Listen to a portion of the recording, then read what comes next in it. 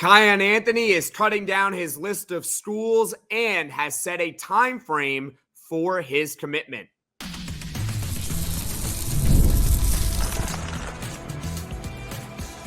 You are Locked On Syracuse, your daily podcast on the Syracuse Orange. Part of the Locked On Podcast Network, your team every day.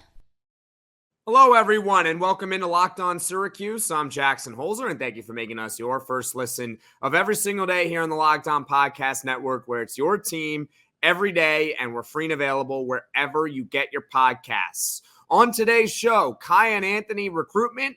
There's an update for you. He's cutting down his list of schools and has set a time frame for commitment. Plus, Kiyan Anthony mentioned that Syracuse basketball is in a rebuild, but is that really hurting Syracuse right now? We're going to talk about it here on today's podcast. Today's episode is brought to you by FanDuel. Make every moment more as playoffs wind down. The sports stop sporting like we want them to. But this summer, FanDuel is hooking up all customers with a boost or a bonus daily. That's right. There's something for everyone every day, all summer long. Visit FanDuel.com to get started. So Kiyan Anthony is a 2025 Syracuse basketball priority recruit. He is 6'5", 185 pounds. He is a guard from New York. And of course, he is the son of Carmelo Anthony, who led Syracuse to its only national title in 2003. Now, talking about Kiyan Anthony, he is a 2025 consensus 4-star recruit and top 50 overall player in the country. That means he really doesn't have to jump up that much to get that 5th star. So he's close, but not quite yet a 5th star, but he is a consensus 4-star recruit. He told Basketball Insider Adam Zagoria, so this is the update for you. He told Adam Zagoria that he's cutting down his list of schools to 5 or 6 early next week, possibly. As soon as next week, that is what the headline is. Top 5 or 6, Syracuse is expected to make the cut. I'm going to tell you why in a second. He also gave a decision time frame. He does want to commit before his senior basketball season, which would be in October or November. So right around that time is when Kiyan Anthony recruitment is really, really going to heat up. But next week, we're looking at a top 5 or 6 for Carmelo Anthony. This is why I am under the belief that Syracuse is going to make the top 5 or 6. And there's a plethora of reasons for you. First of all, he officially visited Syracuse last October, so that's good. But at the same time, Matthew Gilhul officially visited Syracuse, and ultimately he didn't include Syracuse in his top 7. So just because you officially visit doesn't mean that you're going to get into the top 5, 6, 7, whatever. But here's the thing. Kiyan Anthony has stated that he would like to visit Syracuse again. So that alone tells me that he's going to probably include Syracuse in his top 5 or 6 because he would like to visit campus again. Put 2 and 2 together, right? Also, this is coming from On3's Joe Tipton. About 2 months ago, I said on the podcast that he logged a prediction for Syracuse, and that the odds that Syracuse basketball were to land Kiyan Anthony, and granted this was back in May, was about 90%.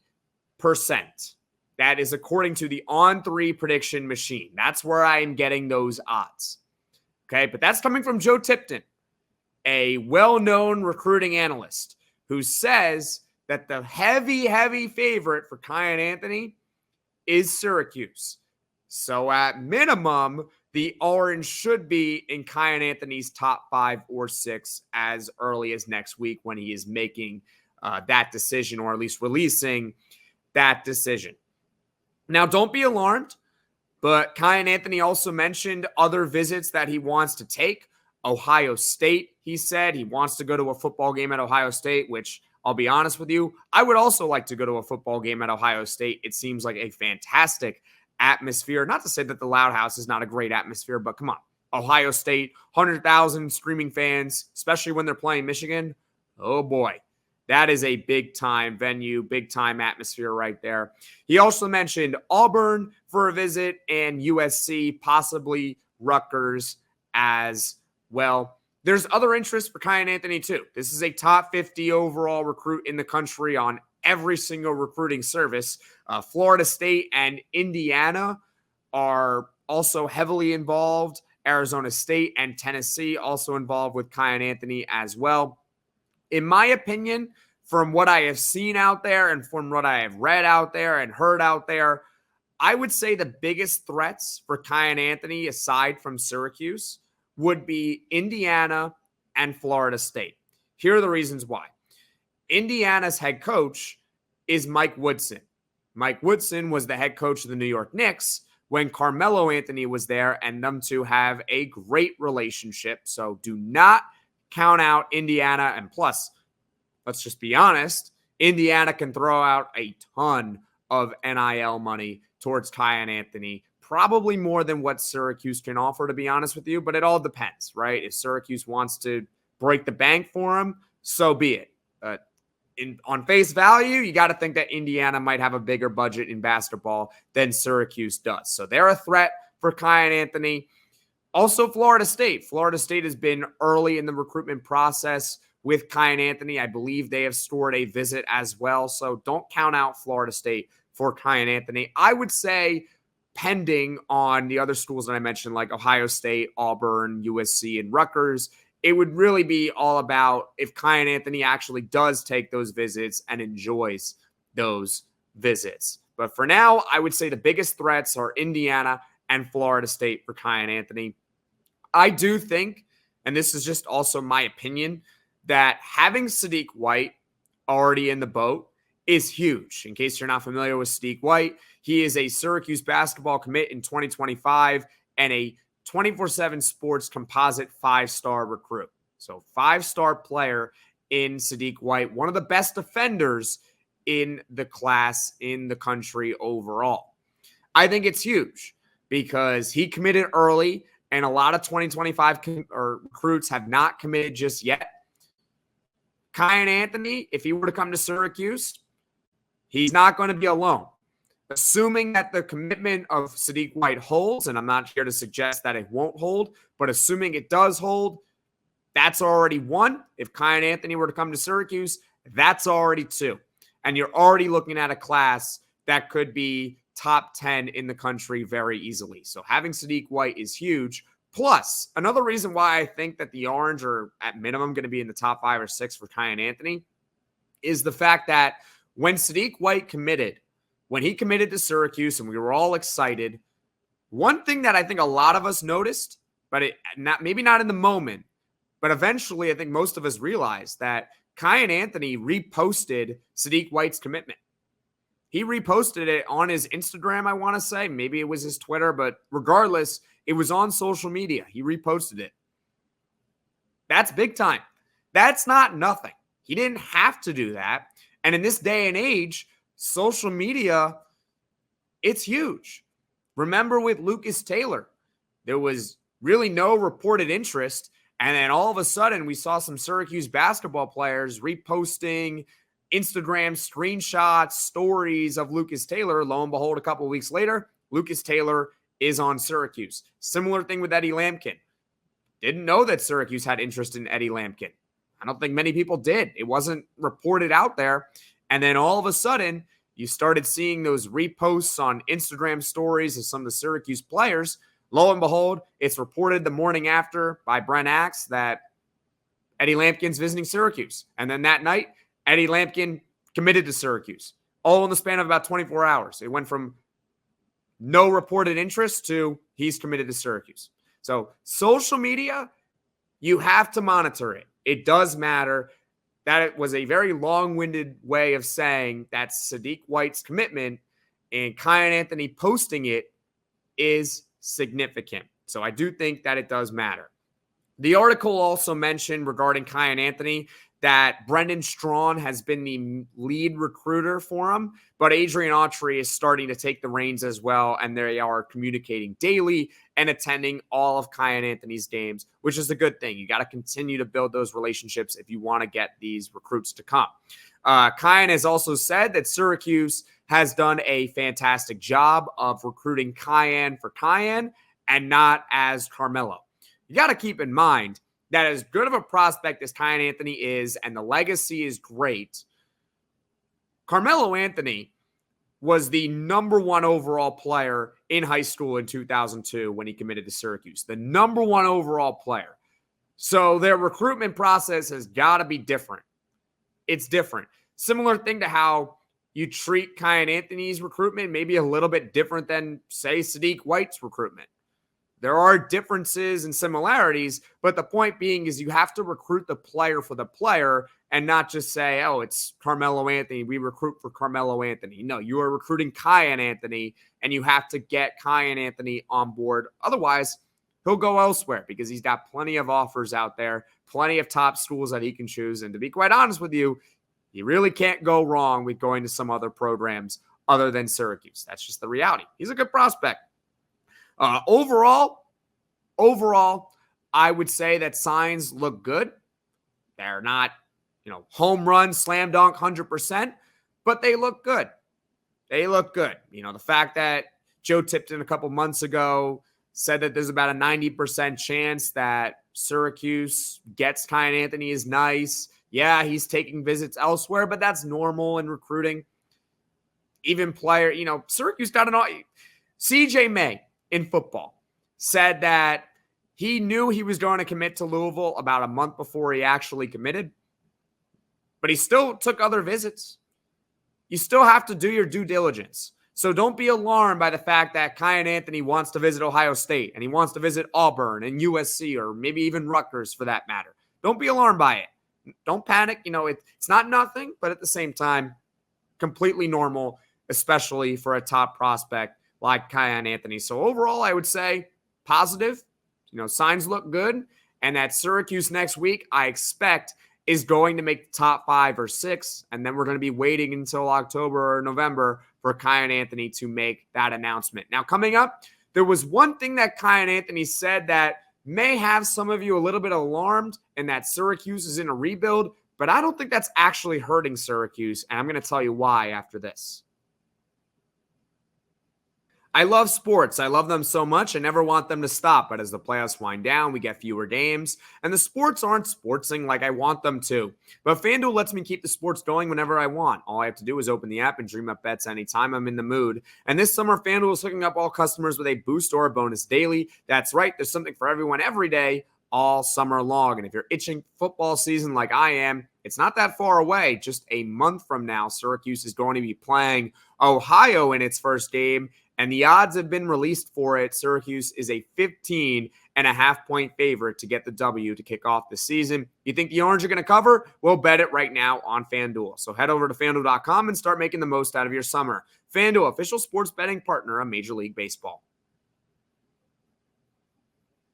Are you watching Fox Sports or ESPN on your TV all day? Have to turn down the volume with all that shouting? Make the switch to Locked On Sports today. A free 24/7 sports streaming channel program for you every day to bring you the biggest stories without all the streaming. Locked On Sports Today brings you can't-miss analysis, opinions, and news. Streaming 24/7 on YouTube or the free Amazon Fire TV channels app. Part of the Locked On Podcast Network, your team every day. Welcome back, everyone. In the Locked On Syracuse, I'm Jackson Holzer, and on today's show, there is an update regarding Kiyan Anthony's recruitment. He is expected to cut down his list of schools to his top 5 or 6 as early as next week. And he has set a time frame for his commitment. He wants to do it before his senior basketball season. So you're looking at October or November. That's when really it's going to start heating up between all the schools and Kiyan Anthony. That's when you're really going to get the most buzz. For now, in a week from now, we're going to get the top 5 or 6. Syracuse is expected to make the cut. In fact, I was shocked that Syracuse didn't make the top 7 for Matthew Gilhool. I would be beyond floored if Syracuse doesn't make a top 5 or 6 for Kiyan Anthony. They are most likely going to be included in that, and they are probably the favorite for him, to be quite honest with you. But I want to bring your attention to something, and I want to talk about something that Kiyan Anthony said. In the article from Adam Zagoria, he mentioned how Syracuse is, quote, rebuilding.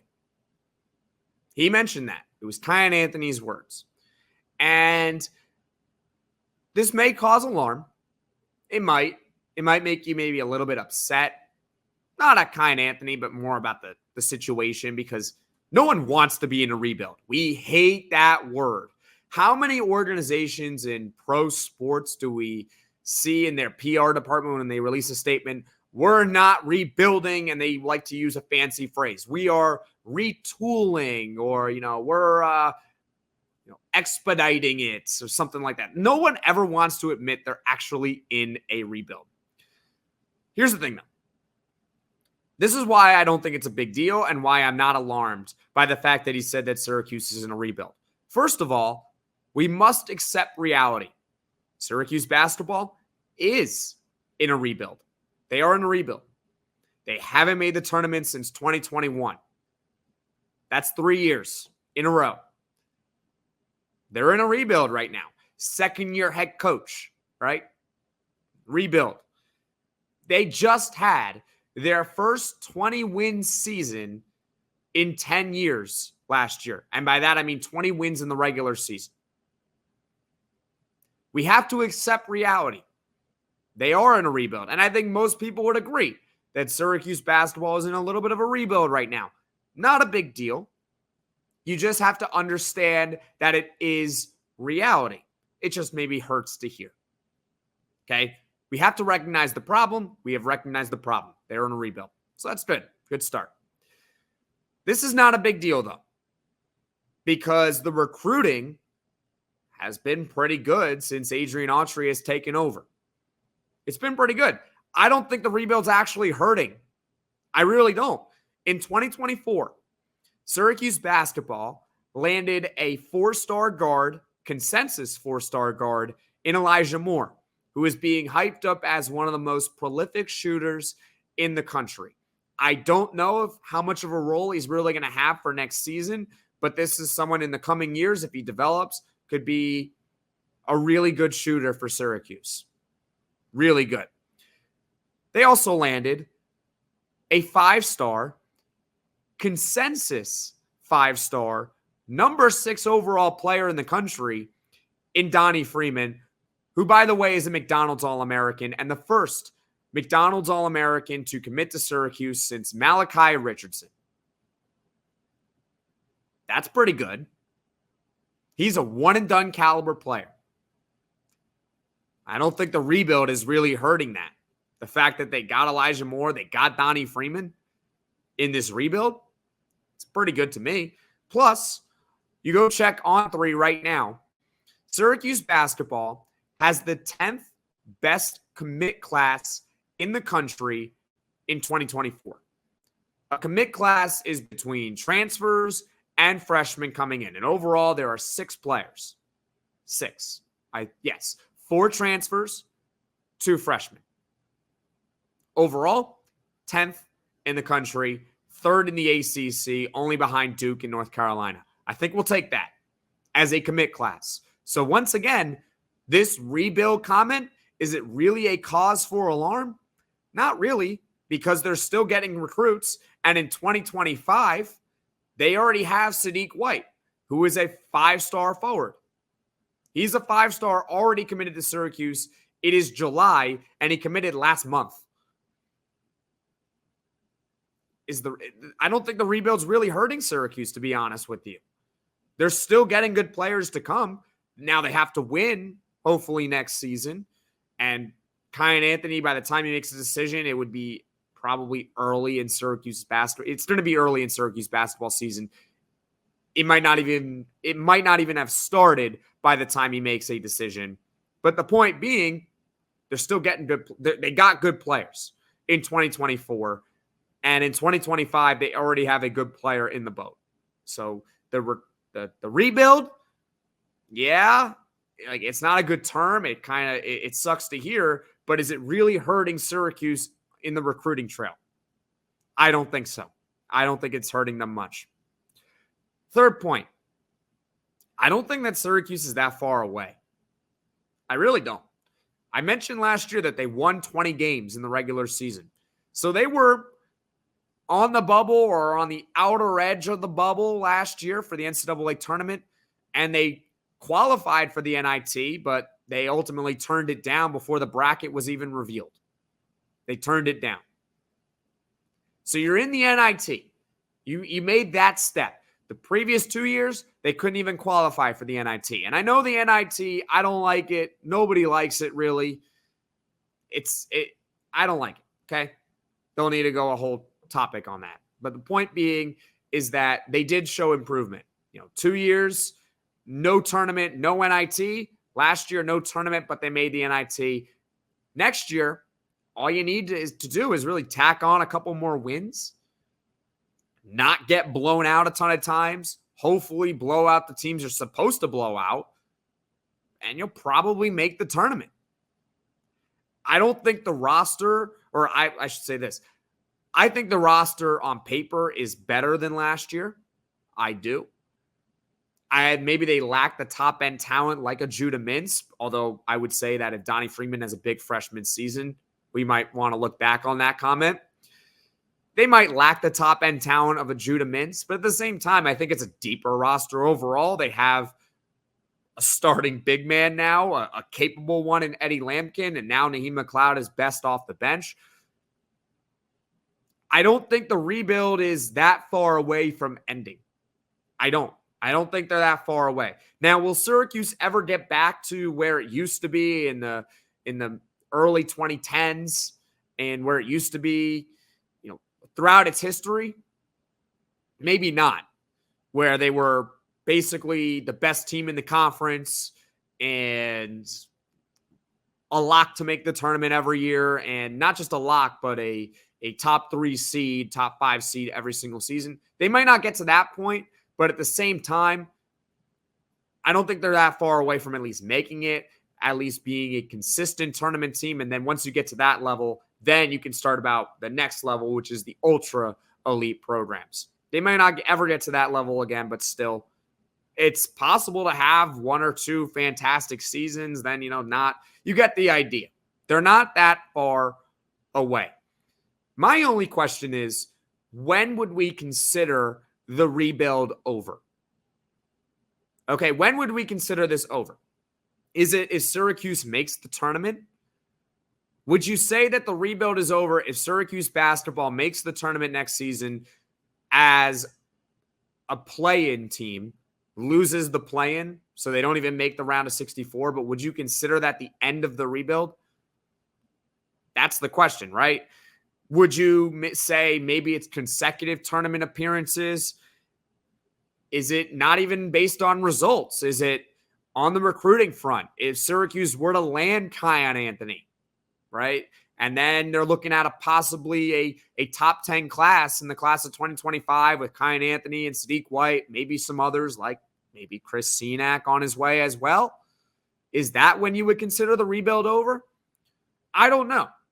Leave a comment below your thoughts. When would you think that the Syracuse basketball rebuild is over? What are the qualifications for it? They make the tournament, they make it a couple years in a row, they land another big time recruit here or there. Is that what it is? But overall, I'm not too worried that Kiyan Anthony said that Syracuse basketball is in a rebuild. Locked On has launched the first ever national sports 24/7 streaming channel on YouTube, and now it's also available on Amazon Fire TV and the free Fire TV channels app. Locked On Sports Day is here for you 24/7, covering the top sports stories of the day with the local experts of Locked On, plus our national shows covering every league. Find Locked On Sports Day now available on the free Fire TV channels app. Welcome back, everyone, into Locked On Syracuse. I'm Jackson Holzer. On today's show, Kiyan Anthony there's an update regarding Kiyan Anthony's recruitment. Plus, he mentioned that Syracuse is in a rebuild, but I don't think it's that big of a deal. Now, for starters, let's go over once again the update for Kiyan Anthony.